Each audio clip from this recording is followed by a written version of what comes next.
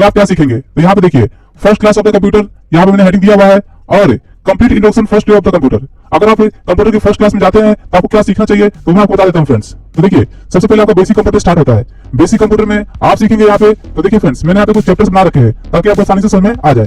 तो यहाँ पे देखिए चैप्टर फर्स्ट में आपको सीखना होता है पेंट, नोटपैड और वर्डपैड। तो ये हमारा प्रैक्टिकल भी होता है और थ्योरी भी।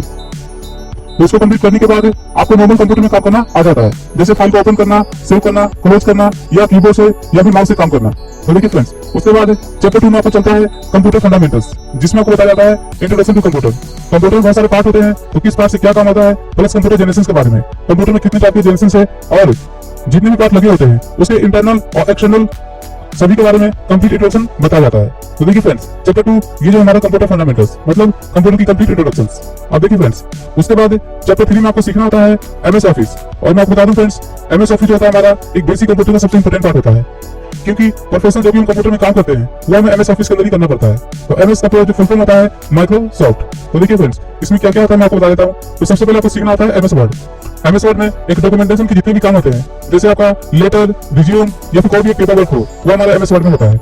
उसके बाद एमएस एक्सेल में आपका कोई भी डाटा एंट्री का वर्क हो गया, या किसी भी चीज का रिपोर्ट तैयार करना हो, या बिलिंग का कोई भी काम करना हो, इनवॉइस बनाना हो, या फिर स्कूल का रिपोर्ट या बैंक स्टेटमेंट, तो सारी चीजें आप इसमें आसानी से बना सकते हैं। इसमें सारा हमारा मैथमेटिकल काम होता है। उसके बाद एक होता है हमारा एमएस पावर पॉइंट, जिसके अंदर हमें प्रेजेंटेशन बनाना पड़ता है। कोई भी आपको टॉपिक मिलता है तो इसके अंदर आप आसानी से उसका प्रेजेंटेशन बना सकते हैं और बनाने के बाद उसे दिखा सकते हैं। तो इसमें हमारा डिजाइनिंग का पार्ट होता है। उसके बाद एक होता है आपका एमएस आउटलुक, ये आपका मेलिंग के लिए होता है। किसी को मेल करना या मेल रिसीव करना, या अगर आपके पास इंटरनेट नहीं है तो आप ऑफलाइन भी मेल चेक कर सकते हैं आउटलुक के अंदर। इसमें सारा काम हमारा मेलिंग का ही होता है। और जो ऑफलाइन आप जो चेक करते हैं वो जो आपको रिसीव हो जाता है मेल, वही आप देख सकते हैं। और बाकी जैसे आप नेट कनेक्ट करेंगे इसमें ऑटोमेटिक हमारा अपडेट हो जाता है, कौन कौन से मेल आए और कौन कौन से आपने जो मेल भेजा था वो भी अपने टाइम पे चला जाता है। तो इसमें सारा काम हमारा मेलिंग का होता है। इसके बाद आपको चलेगा चैप्टर 4, जिसमें आपको बताया जाता है इंटरनेट। इंटरनेट में देखिए फ्रेंड्स सबसे पहले ब्राउजर, इंटरनेट किस चीज पे चाहते हैं, प्लस उसकी कंप्लीट इंट्रोडक्शंस। उसके बाद आपको बताया जाता है सर्फिंग, इंटरनेट से कुछ भी सर्च करना, डाउनलोड करना और उसके बारे में देखना, जैसे कोई भी इंफॉर्मेशन आपको देखना हो या फाइंड करना हो तो वो सर्फिंग में आता है। उसके बाद ईमेल करना, ईमेल की कंप्लीट इंट्रोडक्शन आपको बताई जाती है, ईमेल आईडी कैसे बनाते हैं, ईमेल कैसे भेजते हैं और ईमेल कैसे हम चेक करते हैं। उसके बाद ईमेल की सेटिंग्स वगैरह, जैसे ईमेल में कोई मोबाइल नंबर चेंज करना, पासवर्ड चेंज करना, etc। उसके बाद देखिए फ्रेंड्स आपको बताया जाता है फिर डाउनलोडिंग के लिए कि इंटरनेट से हमें किसी भी चीज को डाउनलोड करना हो तो कैसे करेंगे, चाहे वो कोई सॉफ्टवेयर हो या फिर कोई फाइल हो या फिर कोई सॉन्ग्स हो या फिर कोई मूवी या फिर एनी अदर कोई भी कुछ भी हो, तो हमें कैसे डाउनलोड किया जाता है। और देखिए फ्रेंड्स उसके बाद आपको बताया जाता है ऑनलाइन वर्क। ऑनलाइन वर्क में बहुत सारी चीजें आती है, जैसे रेल टिकट है, एयर टिकट है, बिल पेमेंट, मनी ट्रांसफर और डेबिट कार्ड और क्रेडिट कार्ड से पेमेंट कैसे किया जाता है वो भी आपको इसी में बताया जाता है। और ऑनलाइन फॉर्म फिल कैसे किया जाता है ये भी आपको ऑनलाइन वर्क के अंदर आता है। तो देखिए फ्रेंड्स ये तो हो गया कंप्यूटर का इंट्रोडक्शन, कि सबसे पहले आप कंप्यूटर में ये चीज जरूर सीखेंगे कि कंप्यूटर में आपको क्या क्या बताया जाएगा बेसिक कंप्यूटर के अंदर। इसके बाद देखिए फर्स्ट डे में आपको क्या सीखना होता है तो मैं आपको दिखा देता हूँ फ्रेंड्स। तो फर्स्ट डे में सबसे पहले आप सीखेंगे कंप्यूटर का फुल फॉर्म। कंप्यूटर का फुल फॉर्म क्या होता है तो यहाँ पे दिया हुआ है सी से कॉमन, ओ से ऑपरेटिंग और एम से मशीन। तो देखिए फ्रेंड्स इसका मीनिंग ये हो गया कॉमन ऑपरेटिंग मशीन, एक ऐसी मशीन जिसको आसानी से कोई भी चला सकता है। और इसके बाद दिया हुआ है पी से पार्टिकुलर, पार्टिकुलर का मतलब होता है विशेष दर, और यू से यूज फॉर, टी से टेक्निकल, ई से एजुकेशन एंड आर से रिसर्च। तो पार्टिकुलर यूज फॉर, इसका यूज कौन से काम में करते हैं, टेक्निकल काम में, एजुकेशन वगैरह में एंड रिसर्च वगैरह में।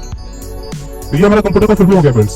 देखिए उसके बाद आपको सीखना होता है स्ट्रक्चर ऑफ कंप्यूटर। सबसे पहले जो आप कंप्यूटर का फुल फॉर्म सीखने के बाद आपको फिर कंप्यूटर नॉलेज स्टार्ट करना हो, तो स्टार्ट करने से पहले सभी कंप्यूटर के पार्ट के नाम, एक कंप्यूटर में कौन कौन से पार्ट होते हैं और किस पार्ट का क्या नाम होता है। तो देखिए सबसे पहले आपका होता है सर्किट बोर्ड, जो हमारा जहां से पावर आता है करंट, ये हमारे दो एक सर्किट बोर्ड हो गया, जिसमें आपका एक मीटर का केबल होगा और एक सीपीयू का केबल होगा।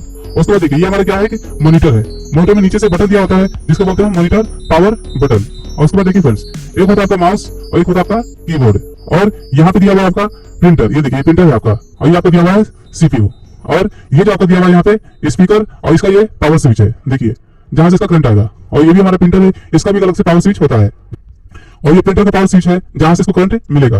अब मैं आपको दिखाता हूँ फ्रेंड्स, एक मोटर के अंदर दो केबल होती है, एक होता है पावर के लिए और एक जाता है आपका सीपीयू में।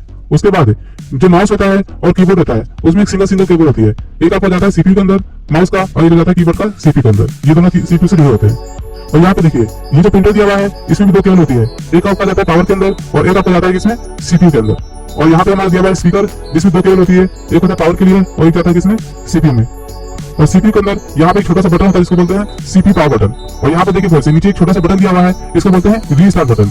मान लीजिए कभी कभार कंप्यूटर को प्रॉब्लम्स आती है तो हमें उस कंडीशन में हमारा कंप्यूटर हैंग हो जाता है, तो हम क्या करते हैं यहाँ पे रीस्टार्ट बटन का यूज करते हैं। तो ये हमारा हो गया है कि कंप्यूटर का कंप्लीट इंट्रोडक्शन हमारे कंप्यूटर के पार्ट के बारे में। तो इसकी डाउनलोड होने के बाद फिर आपको यहाँ पे कंप्यूटर को मान लो स्टार्ट करना है, तो यहाँ पे दिया हुआ है switch on the computer. Computer कैसे स्टार्ट करते हैं, तो देखिए फ्रेंड्स सबसे पहले आपको मेन सर्किट बोर्ड को प्रेस करना पड़ता है, तो यहाँ पे लिखा हुआ है प्रेस सर्किट बोर्ड। उसके बाद फिर आपको मॉनिटर और पावर बटन आपको दबाना पड़ता है, तो यहाँ पे लिखा हुआ है press monitor power button, monitor को ऑन करने के लिए। उसके बाद जैसे ही मॉनिटर ऑन करेंगे तो ये मॉनिटर की केबल जो है सीपीयू से कनेक्टेड होती है और पावर की अलग से सर्किट बोर्ड से कनेक्टेड होता है। तो इसके बाद आप जैसे ही सीपीयू का बटन प्रेस करेंगे तो उसके बाद आपको क्या करना पड़ता है, वेट कितना वेट करना, आपको 1 मिनट के आसपास वेट करना होता है। तो यहाँ पे लिखा हुआ है wait 1 minute for start computer.